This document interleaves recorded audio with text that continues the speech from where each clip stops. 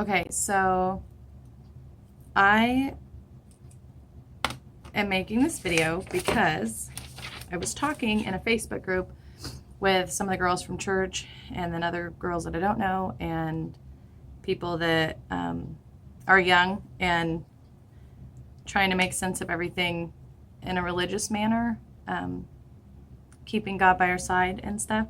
And I've noticed I catch a lot of grief from people my age, my friends, personal friends and stuff, whenever I talk about being servitudious to my husband or, if I'm in a relationship. So I get a lot of women mostly, but men too. But I don't think the men's intentions are probably where they should be when they're arguing with me. But a lot of women believe that, it's 50-50 or that they are just as it's not important, but that they deserve the same things. And I have a tough time sometimes getting my point across because a lot of people don't want to hear the word of Christ a lot of times. And I was kind of researching on Facebook, and then it led me to this, I'm on Desiring God website. And anyway, I saw this little paper, and I've seen this picture 100 trillion times, and it's the umbrella, and it talks about how Jesus is first and foremost, above your kids, above your spouse, above all else. And then it goes down to husband, and under the husband umbrella, it has spiritually lead the family.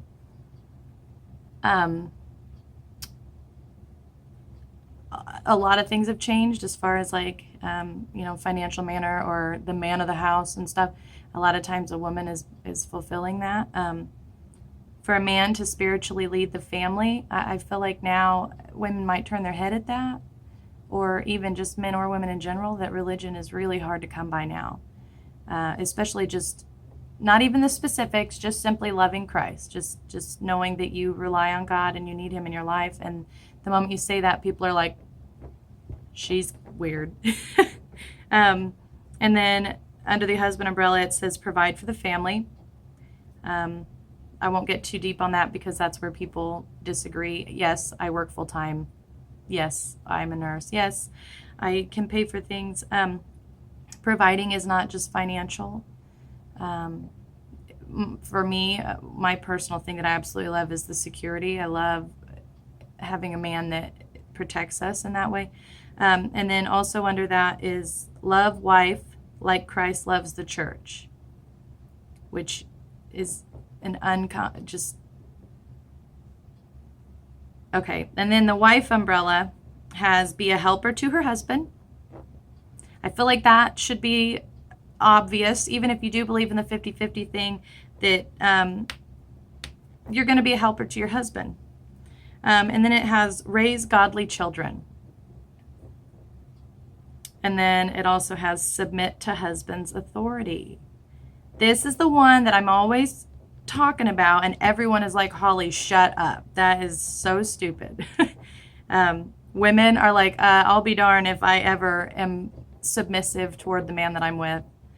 And then men also are like, whoa, no, I don't believe in that either. Or if they do, then they'll take advantage of that, which goes back to their umbrella where they're not leading a spiritual family and they're not being dutiful in providing for the family. So I just thought it was really cool because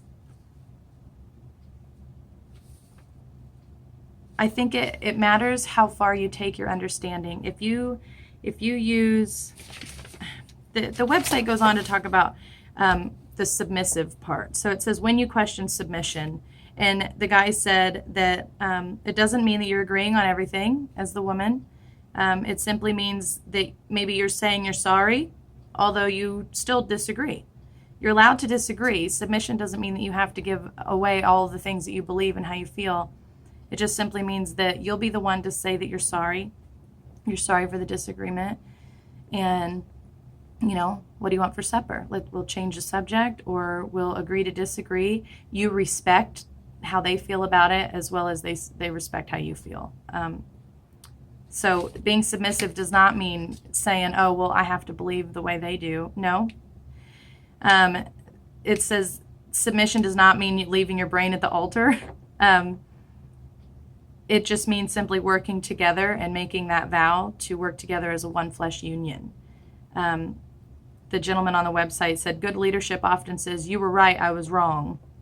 And I put a note in here because I think that leadership should strive for a better situation or better outcome. Whether their idea was right or wrong or there's a better one, a good leader is going to recognize what's best, what's most beneficial, what's most efficient, progressive, and use that one. And if they're extra, if they're an amazing leader, they're going to compliment that person for having that thought that they didn't and using it to grow and to prosper. It said, submission does not exclude me from influencing you. A wife encourages the path the husband is striving for.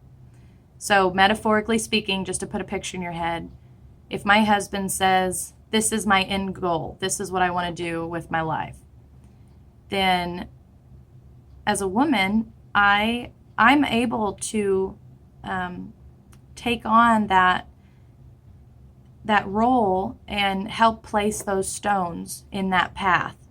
If this is where he wants to get to, as his woman and his partner in life, it's my responsibility to keep him on track and to provide Christ in our life and to love with that manner and to work hard, to work just as hard as he's going to work, to make sure that his stones are placed in a path that's going to get him there.